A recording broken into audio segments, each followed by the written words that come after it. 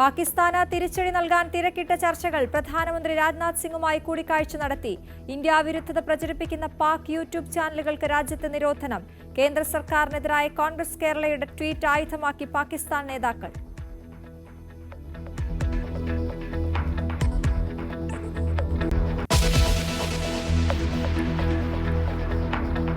അതിർത്തി സംഘർഷത്തിനിടെ ആയുധക്കരുത്ത് കൂട്ടാൻ India 26 Rafale വിമാനങ്ങൾ വാങ്ങും. ഫ്രാൻസുമായി 63,000 കോടിയുടെ കരാർ.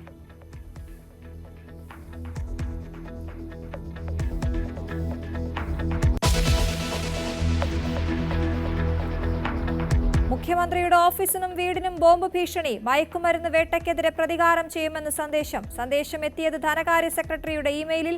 രാജ്ഭവനും ഭീഷണി. നെടുമ്പാശ്ശേരി വിമാനത്താവളത്തിലും ബോംബ് ഭീഷണി.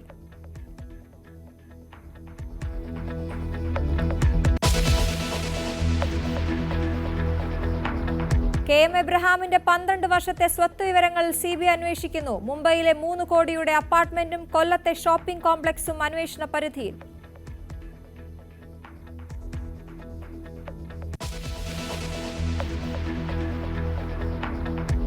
തുഷാര കൊലപാതകത്തിൽ ശിക്ഷാവിധി ഉടൻ. ഭർത്താവ് ചന്തുലാലും ഭർത്തൃമാതാവ് ലാലിയും പ്രതികൾ.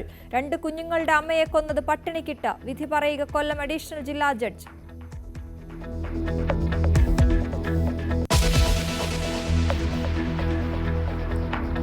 വാക്സിൻ എടുത്ത ശേഷവും 5.5 വയസ്സുകാരിക്ക് വിഷബാധ. മലപ്പുറം കാക്കത്തടം സ്വദേശിനിയായ പെൺകുട്ടി അതീവ ഗുരുതരാവസ്ഥയിൽ. ചികിത്സാ പിഴവെന്ന് ആരോപണം.